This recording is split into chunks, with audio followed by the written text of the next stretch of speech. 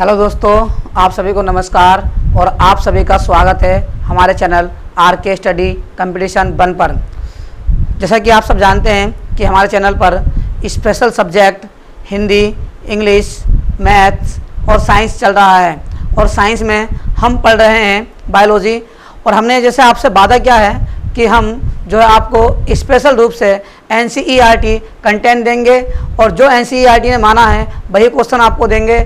जैसे क्वेश्चन पूछ रहा है और जैसे क्वेश्चन बन रहे हैं हम सारे क्वेश्चन आपको वही प्रोवाइड कराएंगे। जैसा कि आप सब जानते हैं कि मेहनत तो हमारी 80% काम करती है और 20% लगभग नसीब काम करता है, लेकिन मेहनत से नसीब को बदला जा सकता है। इसलिए हार नहीं माननी है, मेहनत करनी है और अच्छे से मार्क्स अच्छे से हमें मार्क्स से पास होना है। जितने भी एग्ज़ाम होंगे हम उन एग्ज़ाम में अच्छा कर पाएँ, आने वाले भविष्य की कामना कर पाएँ। हमारी आपसे यही उम्मीद है कि आप मेहनत कीजिए और अपने लक्ष्य को पाइए। अपना एक लक्ष्य साध लीजिए जो आपको अच्छा लगता है। मैं आपको आज एक बात कहना चाहता हूँ कि हर रात जो आपने पढ़ाई के लिए ख़राब की है, हर रात जो आपने पढ़ाई के लिए ख़राब की है वह हर रात आपको हिसाब देगी। तो मेरा कहने का मतलब ये है कि यदि आपने कोई रात पढ़ाई के लिए ख़राब की है और हर कोई सी रात आप पढ़ाई के लिए ख़राब कर रहे हो तो वो रात आपकी ख़राब नहीं जाएगी, वह रात आपको हिसाब ज़रूर देगी। तो मैं ज़्यादा कुछ नहीं कहना चाहता, बस यही कहूँगा कि आप मेहनत करते रहिए और रिजल्ट की चिंता ना कीजिए। रिजल्ट देखिए, आप मेहनत जितना करोगे असफलता से ही सफलता मिलती है। जब आप असफल होगे, कहाँ आपकी कमियां रह रही हैं उन कमियों को पूरा कीजिए। आपका कौन सा टॉपिक तैयार नहीं है, कहाँ आप कमज़ोर हो, उस टॉपिक को ठीक कीजिए। जितना हमसे होगा हम आपको एनसीईआरटी कंटेंट देंगे जिससे कि आप भी हमें याद रखेंगे कि हाँ हमने आरके स्टडी कंपटीशन 1 पर पढ़ा था और उनका कंटेंट बहुत ही अच्छा था। देखिए, हम जो पढ़ रहे हैं वो पहला ही पार्ट पढ़ रहे हैं और उसका नाम है पाचन। तो पाचन में हम पहला टॉपिक पढ़ रहे हैं आहार और आहार के भाग पढ़ रहे हैं। मैंने कल आपको पढ़ाया कि छोटी आंत और बड़ी आंत में क्या अंतर होता है और कैसे उनके क्वेश्चन पूछे जा रहे हैं और कैसे क्वेश्चन बन रहे हैं। मेरी ये गारंटी है कि आप कोई सा भी प्रैक्टिस सेट लगाइए तो हमारा पढ़ाया हुआ आपको अवश्य ही मिलेगा, चाहे 80% मिले लेकिन आपको ज़रूर मिलेगा। और मेरी उम्मीद यही है कि आपको 95% दिया जाए, बाकी आपका नसीब रहा और आपकी मेहनत रही। मेहनत हमें खुद करनी पड़ती है, खुद पढ़ना पड़ता है।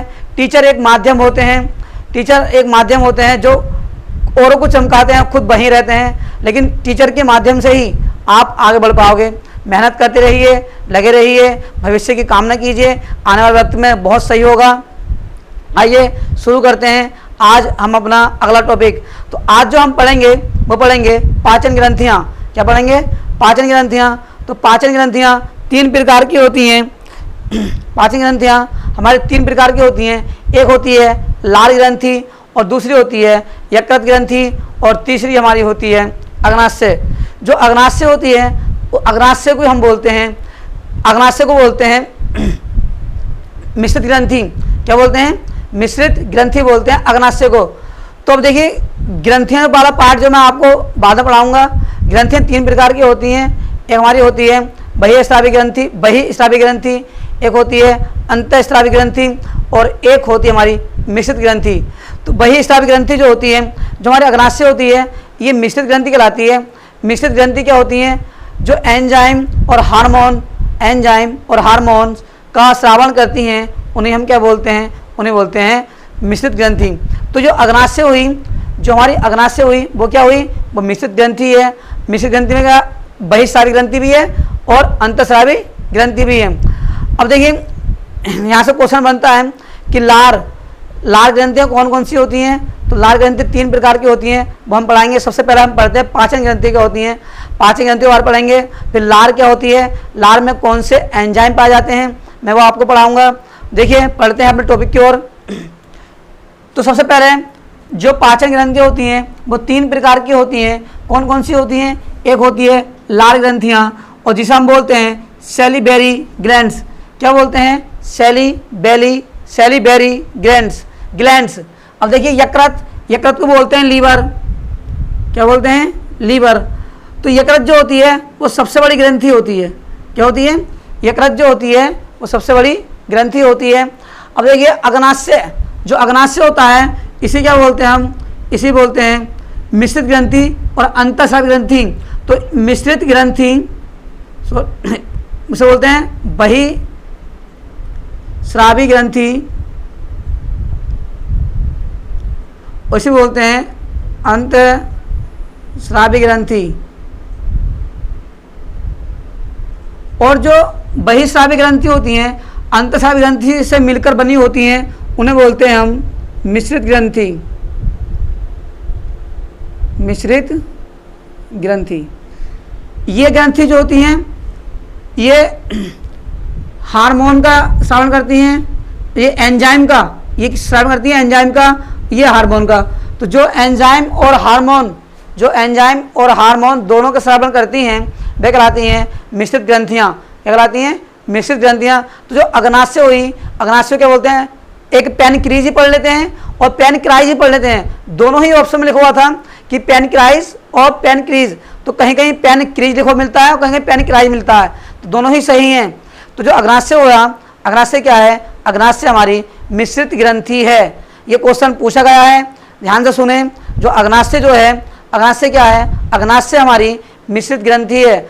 और मिश्रित ग्रंथि कौन होती हैं, जो बहिस्रावी ग्रंथि और अंतःस्रावी ग्रंथि से मिलकर बनी होती हैं उन्हें बोलते हैं मिश्रित ग्रंथियाँ। क्या बोलते हैं, मिश्रित ग्रंथियाँ। बहिस्रावी ग्रंथि क्या होती हैं, जो रक्त में एंजाइम ने स्रावित न कर कर, रक्त में एंजाइम स्रावित न कर कर किसी विशेष स्थान पर एंजाइम स्रावित करती हैं उन्हें बोलते हैं बहिस्रावी ग्रंथियाँ। और जो हार्मोन्स का स्रावन करती हैं उन्हें बोलते हैं हम अंतःस्रावी ग्रंथियाँ।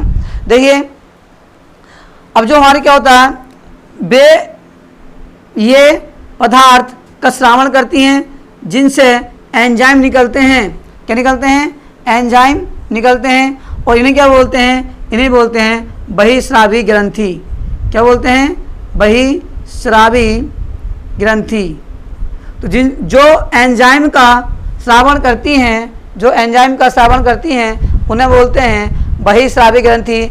और जो हार्मोन का श्रावण करती हैं उन्हें बोलते हैं अंतःस्रावी ग्रंथियाँ। दोनों में बहुत अंतर आपको समझ में आ गया होगा।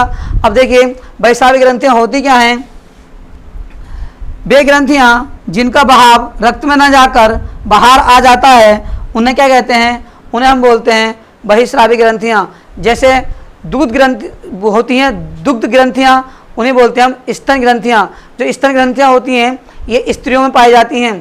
किसमें पाई जाती हैं, स्त्रियों में। तो इन्हें क्या बोलते हैं, दुग्ध ग्रंथियाँ बोलते हैं। और इन्हें बोलते हैं श्वेत लाल ग्रंथियाँ। क्या बोलते हैं, श्वेत लाल ग्रंथियाँ। और इसमें आती हैं अश्रु ग्रंथियाँ।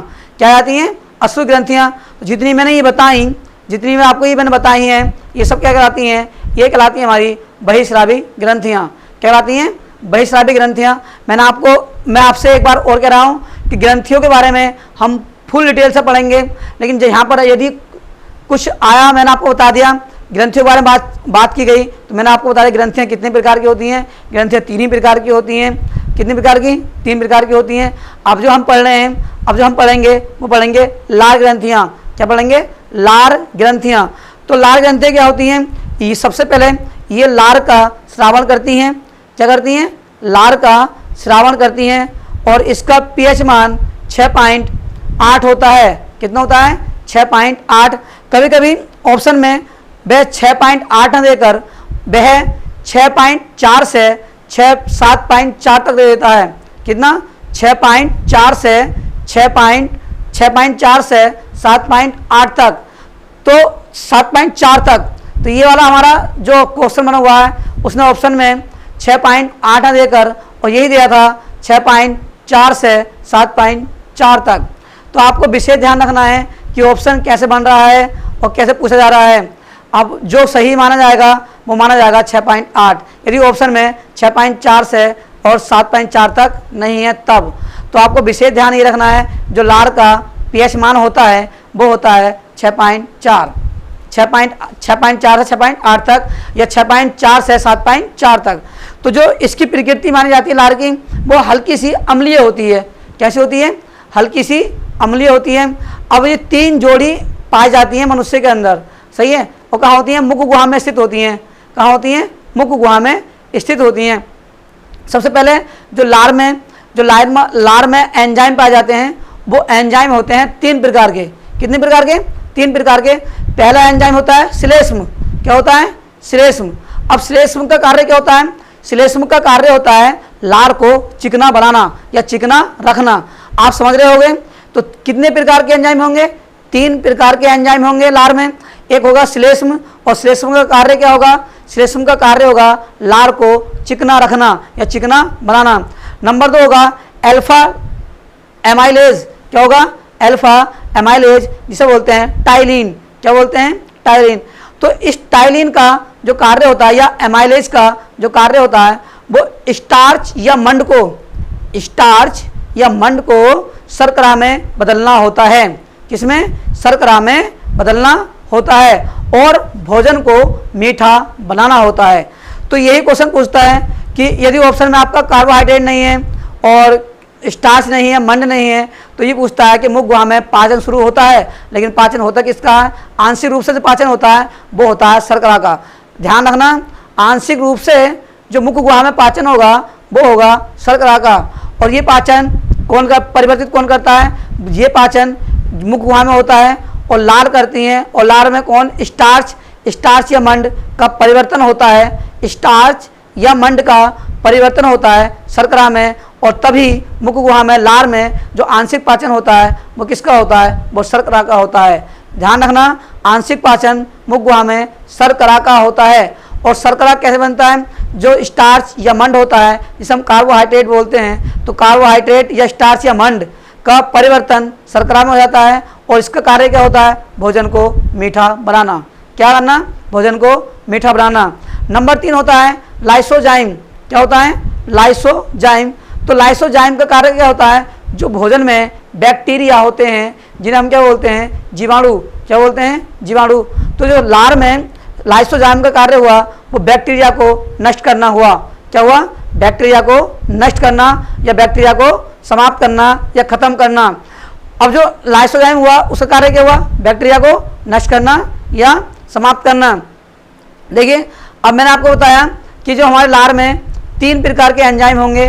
नंबर 1 होगा श्लेष्म, नंबर 1 क्या होगा, श्लेष्म, और नंबर 2 क्या होगा, एमाइलेज, इसे बोलते हैं अल्फा एमाइलेज, और यह इसका दूसरा नाम है टाइलिन। अब इसका कार्य क्या है, एमाइलेज का जो कार्य होता है वो शर्करा या मंड को या स्टार्च को या कार्बोहाइड्रेट को शर्करा में बदलना होता है। और शर्करा का कार्य क्या होता है, जो खाना होता है, भोजन होता है, उसे मीठा बनाना होता है। और श्लेष्म का कार्य क्या होता है, श्लेष्म का कार्य ये होता है, श्लेष्म जो होता है, श्लेष्म का कार्य ये होगा, जो भोजन आपका होगा और जो लार होगी, लार को चिकना बनाना। क्या करना, लार को चिकना बनाना। और नंबर 3 जो होता है वो होता है लाइसोजाइम। क्या होता है, लाइसोजाइम। अब लाइसोजाइम का होता है, मैंने आपको बताया, ये बैक्टीरिया को नष्ट करता है। क्या करता है, बैक्टीरिया को या जीवाणु को नष्ट करता है, इसलिए इसे प्रतिजीवाणु रोधक कहा जाता है। ये क्वेश्चन बना हुआ है, प्रतिरोधक जीवाणु किसे एंजाइम को कहा जाता है, वो होता है हमारा लाइसोजाइम। क्या होता है, लाइसोजाइम। आइए पढ़ते हैं। और देखिए, मैंने आपको बताया कि ये बहिस्रावी ग्रंथियाँ होती हैं। तो बहिस्रावी ग्रंथि क्या होती हैं, वे ग्रंथियाँ जिनका बहाव रक्त में न जाकर बाहर आ जाता है, उन्हें हम क्या कहते हैं, बहिस्रावी ग्रंथि कहते हैं। जैसे स्तन ग्रंथियाँ, स्तन ग्रंथियों क्या बोलते हैं, इन्हें बोलते हैं दुग्ध ग्रंथियाँ। क्या बोलते हैं, दुग्ध ग्रंथियाँ। और ये होती हैं लार ग्रंथियाँ, इन्हें बोलते हैं श्वेत ग्रंथियाँ। क्या बोलते हैं, श्वेत ग्रंथियाँ। और दूसरी होती हैं अश्रु ग्रंथियाँ। क्या होती हैं, अश्रु ग्रंथियाँ। जो स्तन ग्रंथियाँ होती हैं या दुग्ध ग्रंथियाँ होती हैं वो स्त्रियों में पाई जाती हैं, महिलाओं में पाई जाती हैं। अब देखिए, जो ये होता है, जो हमारी ग्रंथियाँ होती हैं, ये ग्रंथियाँ लार का श्रावण करती हैं। मनुष्य में 3 जोड़ी लार ग्रंथियाँ पाई जाती हैं। कितनी जोड़ी, मनुष्य में 3 जोड़ी लार ग्रंथियाँ पाई जाती हैं। आइए हम पढ़ते हैं लार ग्रंथियों के बारे में। इतने आप इसका स्क्रीनशॉट ले लीजिए।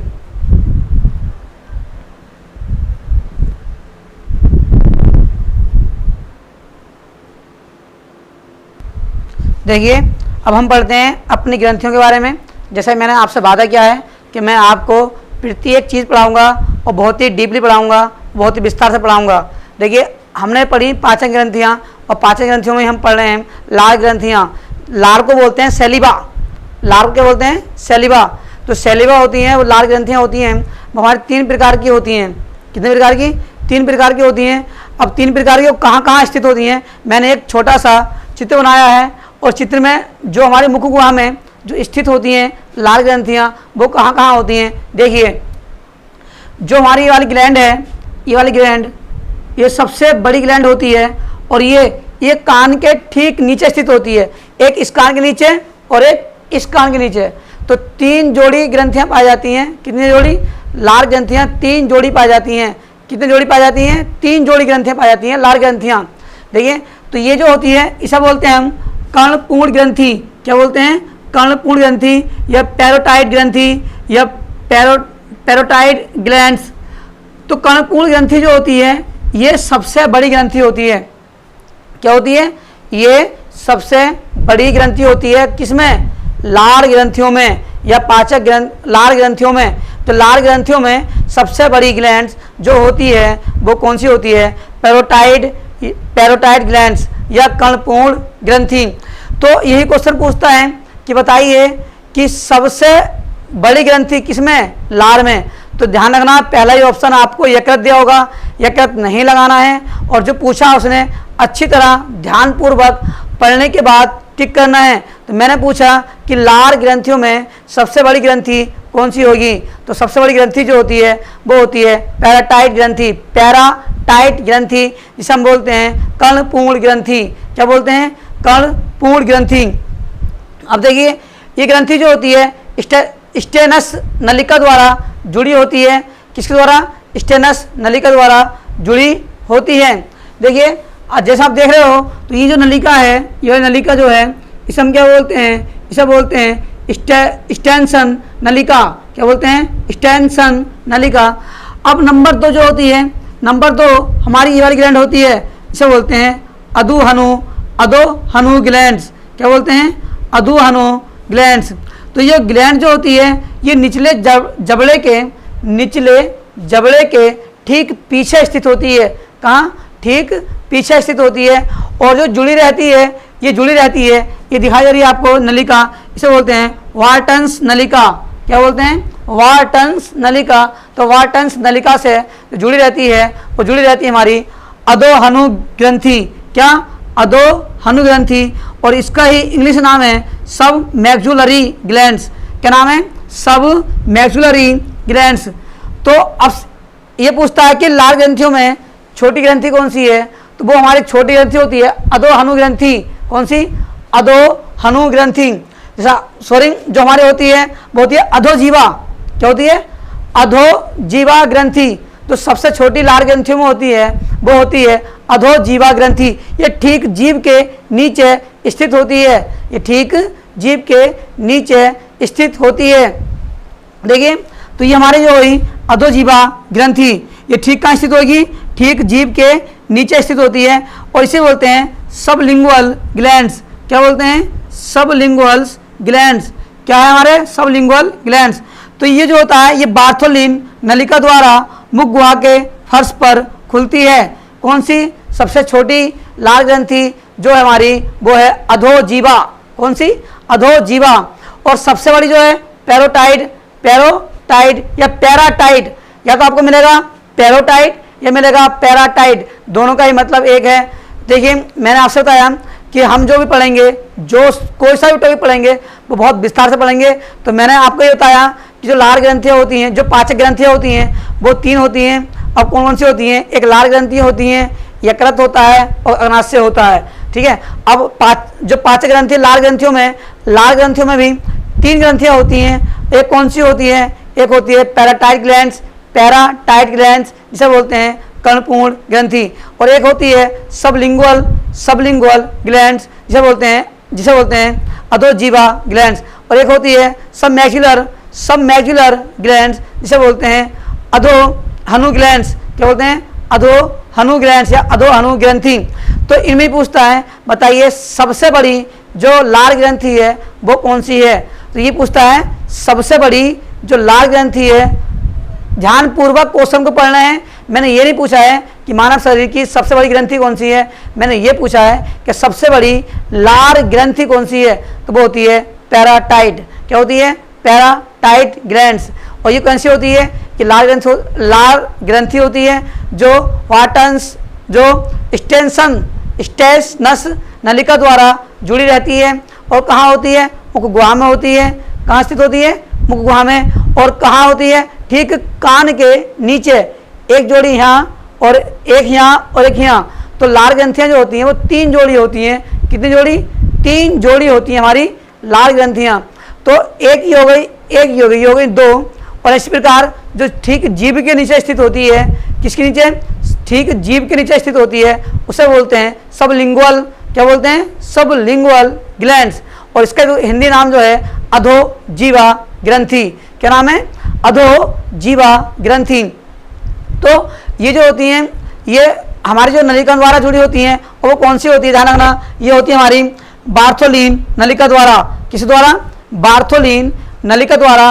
और ठीक मुख गुहा के फर्श पर खुलती हैं।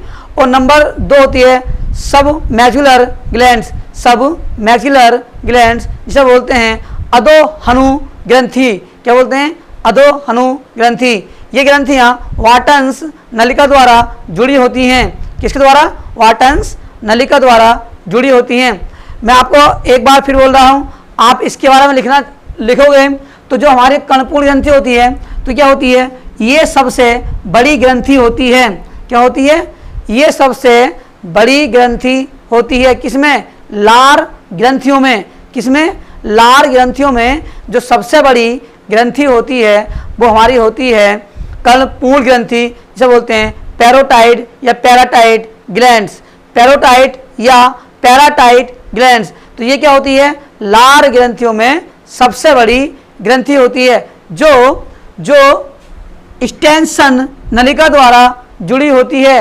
जो स्टेनसन नलिका द्वारा जुड़ी होती है। नंबर 2 हमारी जो है वो ये है यल ग्लैंड्स। तो ये इसे बोलते हैं हम अधोहनु ग्रंथि। ये क्या बोलते हैं? सब मैक्युलरी ग्लैंड्स। तो ये जो होती है सब मैक्युलरी ग्लैंड्स, ये ठीक जबड़े के पश्चिम भाग में स्थित होती है। ठीक निचले जबड़े के पश्चिम भाग में स्थित होती है। कौन सी? सब मैक्युलरी ग्लैंड्स से बोलते हैं अधोहनु ग्रंथि। अब नंबर 3 जो होती है लार ग्रंथियों में जो सबसे छोटी ग्रंथि होती है वो होती है अधोजीवा ग्रंथि, जिसे बोलते हैं सबलिंगुअल ग्लैंड्स। तो देखिए मैंने आपको बताया जितनी भी हमारी लार ग्रंथियां हैं तो हमने लार ग्रंथियां कंप्लीट कर ली हैं। जो 5 ग्रंथियां हैं 5 ग्रंथियों में हमने पहले ही पार्ट कंप्लीट कर लिया है। पहला टॉपिक वो हमारा लार।